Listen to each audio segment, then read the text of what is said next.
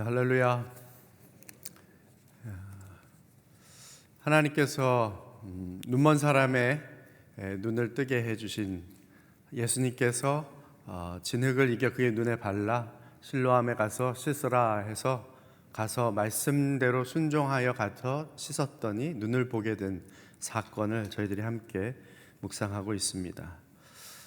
나면서부터 눈먼 사람, 예수님 만나서 그렇게 정말 새로운 세상을 보게 됐죠. 캄캄하던 세상이 빛의 세상으로 바뀌었습니다.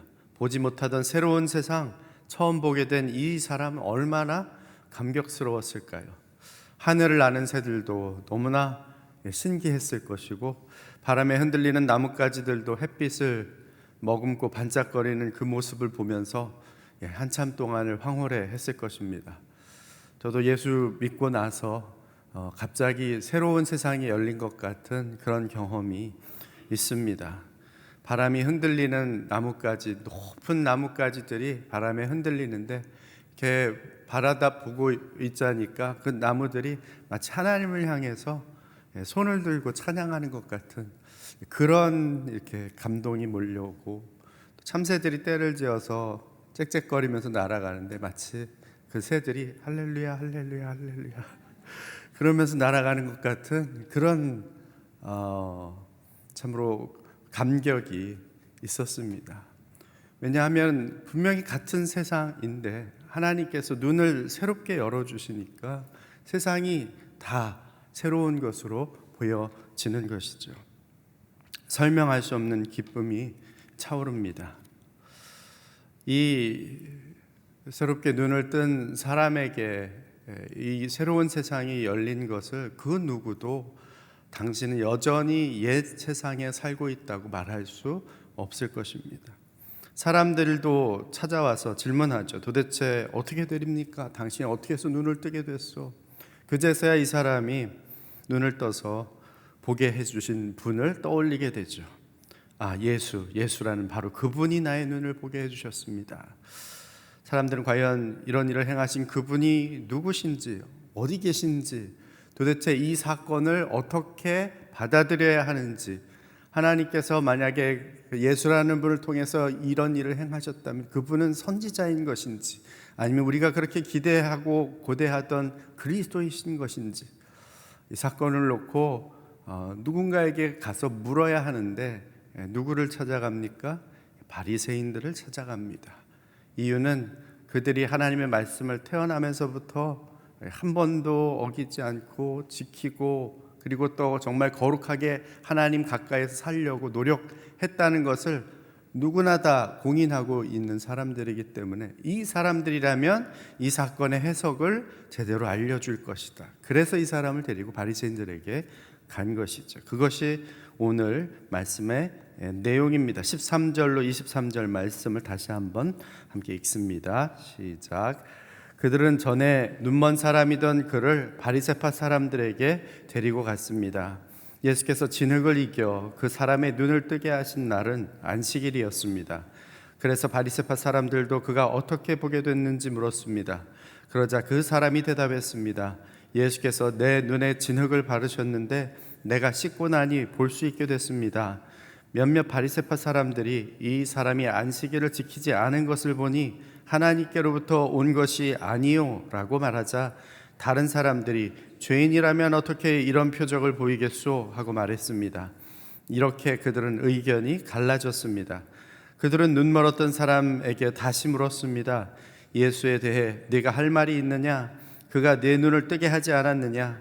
그 사람이 대답했습니다. 그분은 예언자이십니다. 유대 사람들은 아직도 그가 눈먼 사람이었다가 보게 된 것을 믿지 못해 그의 부모를 불러다가 물었습니다. 이 사람이 당신의 아들이요, 태어날 때부터 눈먼 사람이었다는 아들이 맞소? 그런데 지금은 어떻게 볼 수 있게 됐소? 부모가 대답했습니다. 그가 우리 아들이고 날 때부터 눈먼 사람이었다는 것을 우리가 알지만 그가 지금 어떻게 볼 수 있게 됐는지, 누가 그 눈을 뜨게 해주었는지는 모릅니다. 그에게 물어보십시오. 그 아이가 다 컸으니 스스로 말할 수 있을 것입니다. 그 부모가 이렇게 말한 것은 유대 사람들이 두려웠기 때문입니다. 유대 사람들은 이미 예수를 그리스도라 인정하는 사람은 누구라도 회당에서 내쫓기로 결정했던 것입니다. 그래서 그 부모가 말하기를 그 아이가 다 컸으니 그에게 직접 물어보십시오라고 말했던 것입니다. 바리새파 사람들이 이 눈 멀었다가 뜨게 된 사람을 데리고 가서 이 사건을 좀 해석해 주십시오 물으니까 바리새파 사람들이 이 눈을 뜬 사람에게 물어보는 것이죠. 도대체 어떻게 눈을 뜨게 됐느냐. 그러니까 있었던 이야기를 합니다. 예수라는 분이 내 눈에 진흙을 발라서 씻으라고 해서 가서 씻었더니 이렇게 보게 됐습니다. 그냥 있었던 일을 그대로 진술한 것이죠.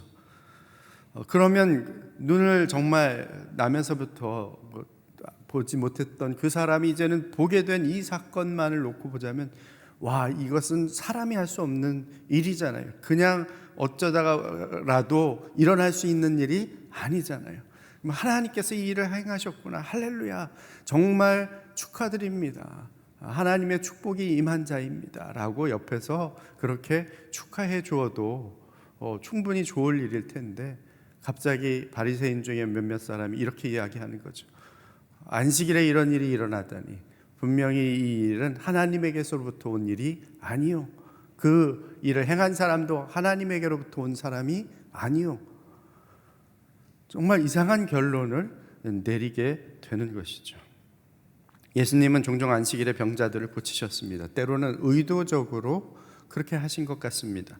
그래서 바리새인들과 율법사들, 서기관들이 도대체 왜 안식일을 당신은 제대로 지키지 않는 것이요?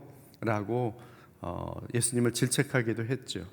안식일을 지키는 자기 자신들은 정말 대단히 거룩하고 우월한 존재라고 생각했던 것 같습니다.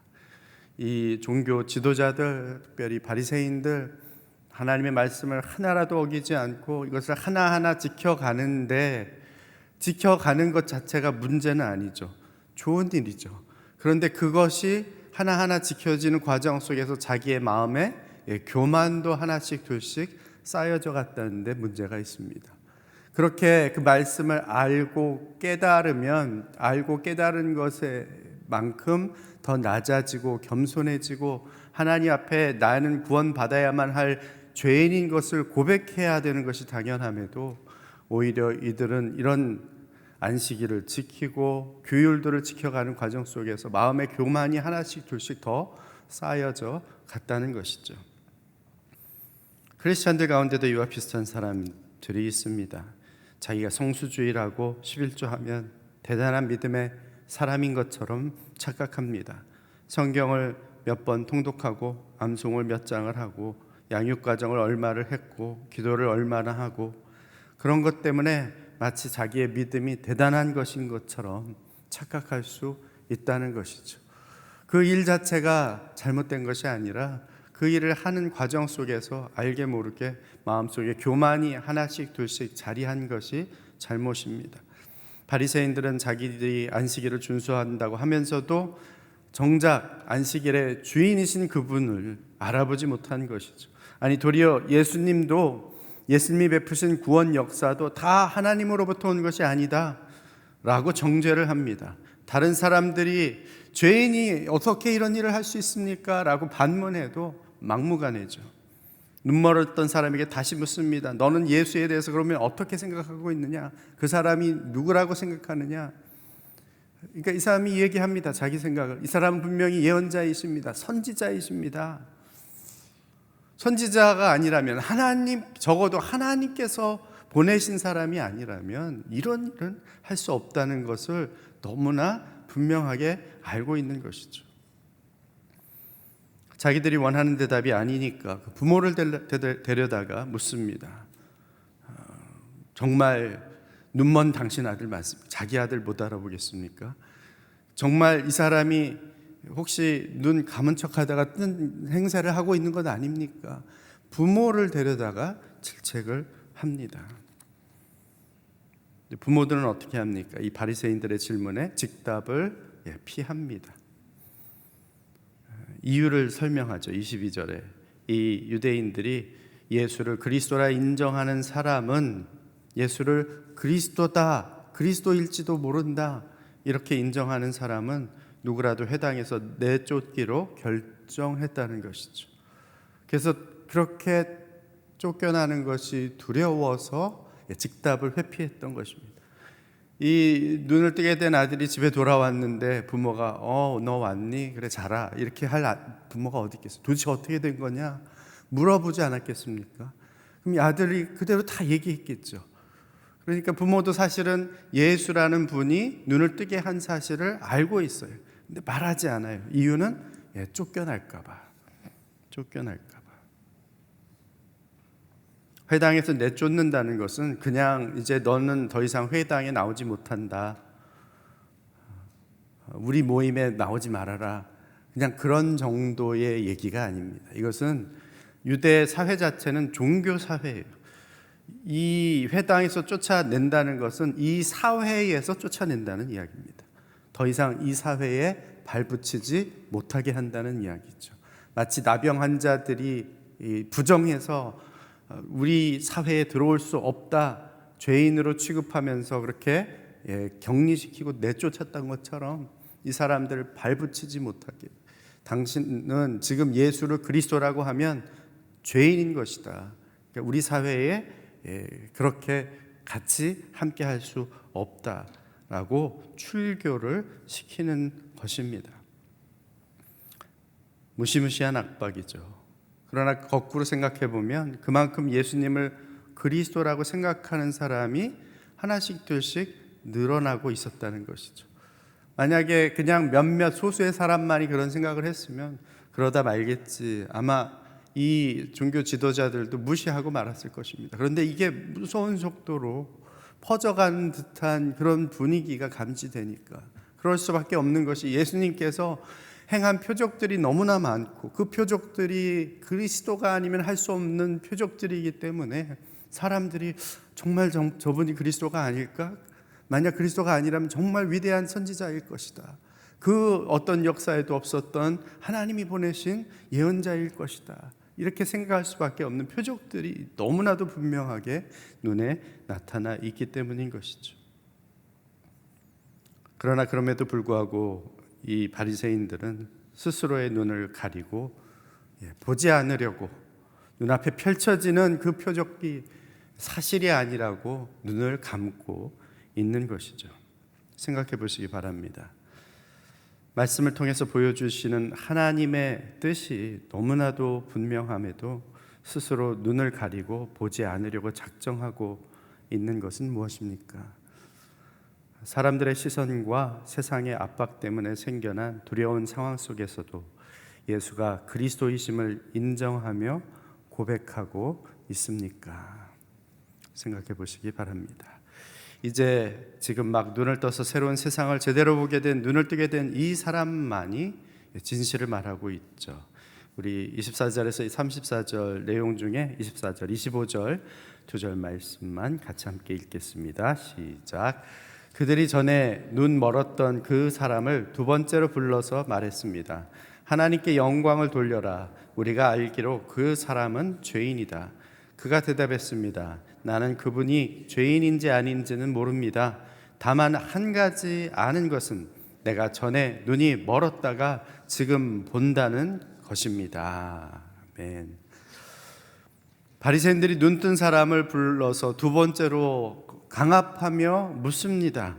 하나님께 영광을 돌려라. 하나님께 영광을 돌려라. 아마 이 이야기로 봐서는 이 사람이 계속해서 사람들이 물으니까 예수란 분이 이 일을 했어요. 예수님을 찬양했던 것 같아요.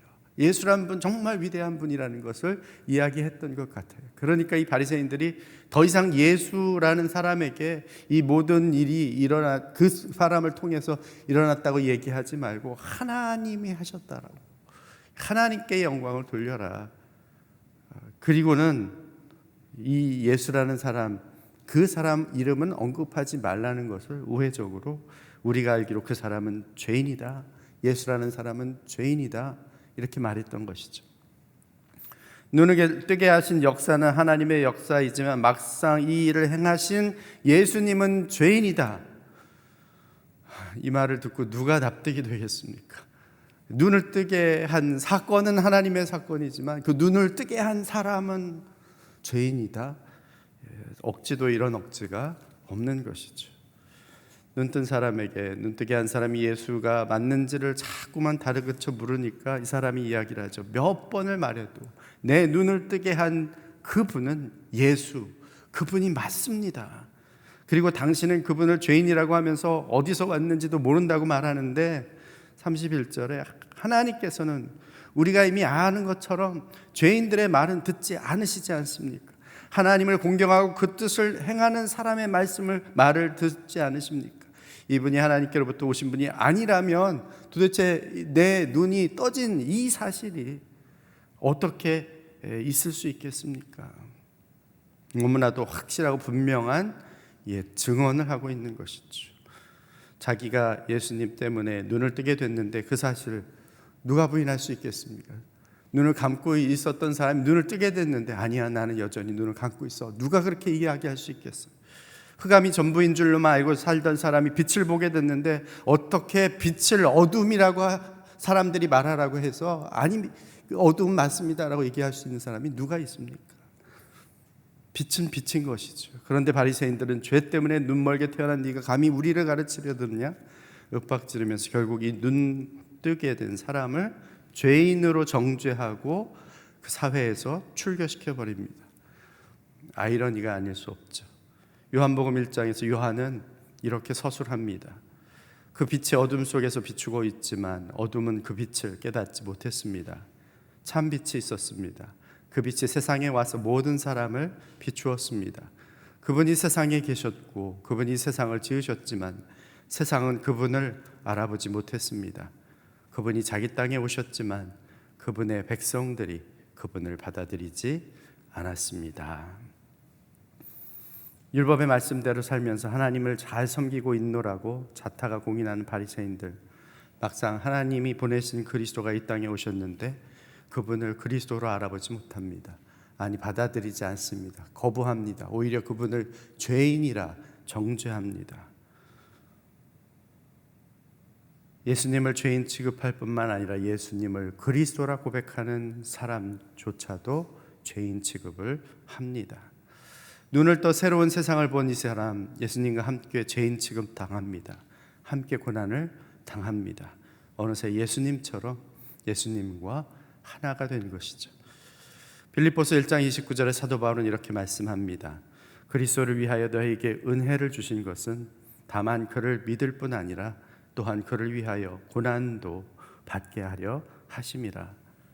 또 로마서 8장 18절에 이렇게 말씀합니다. 생각하건대 현재의 고난은 장차 우리에게 나타날 영광과 비교할 수 없도다.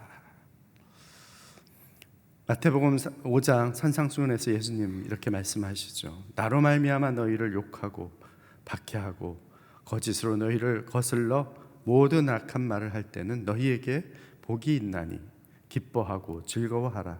하늘에서 너희의 상이 큼이라. 너희 전에 있던 선지자들도 이같이 박해하였느니라. 너희는 세상의 빛이라. 산 위에 있는 동네가 숨겨지지 못할 것이다.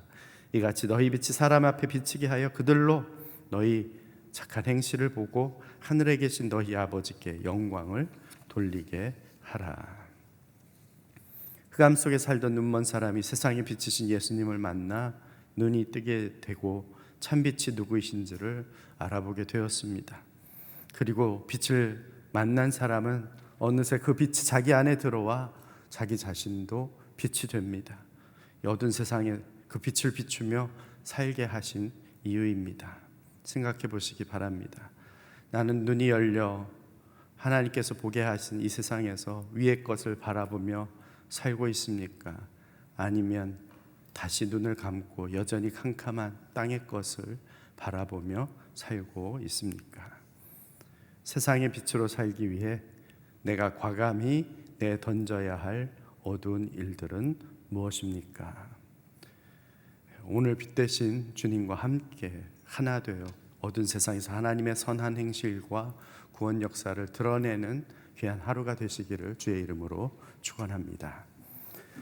기도하겠습니다. 함께 기도할 때 아버지 하나님, 내 눈을 열어 주옵소서. 주의 법에 기이한 것을 보게 하여 주시옵소서. 말씀을 깨닫고도 못 본 채 하지 않게 하시고 그 말씀을 따라 순종케 하여 주시옵소서.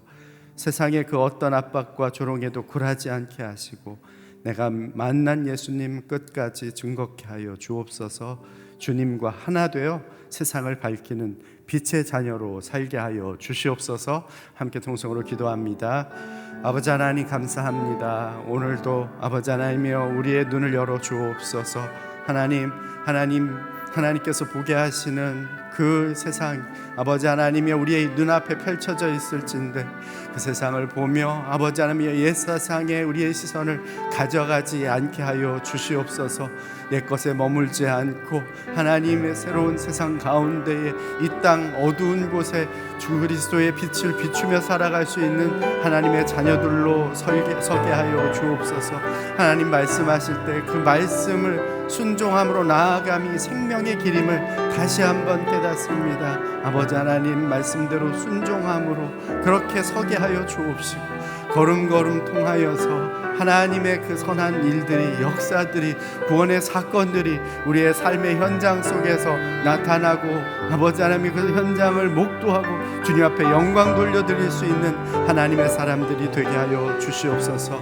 하나님 이 땅 가운데에 참으로 어려운 아버지 하나님 질병이 그렇게 창궐하고 있습니다. 주님이여 이 모든 어려운 상황들을 아버지 하나님 하감하여 주옵소서. 주 앞에 돌아와야 할 자들 속히 돌아오게 하여 주시옵소서.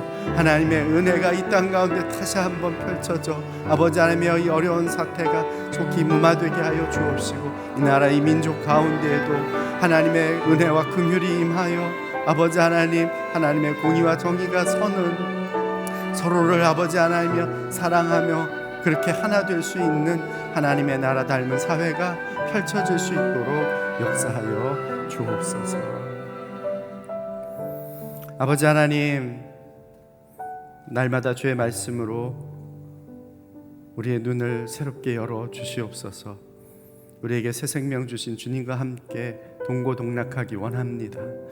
주께서 우리에게 주신 그 생명으로 이 어두운 세상을 밝혀주는 증인들 다 되게 하여 주시옵소서.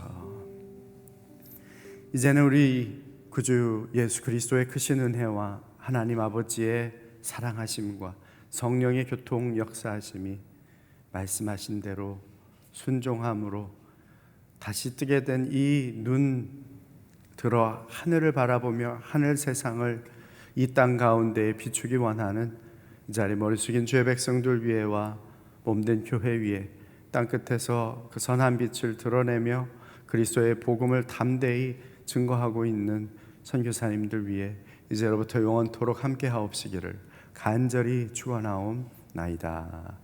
아멘.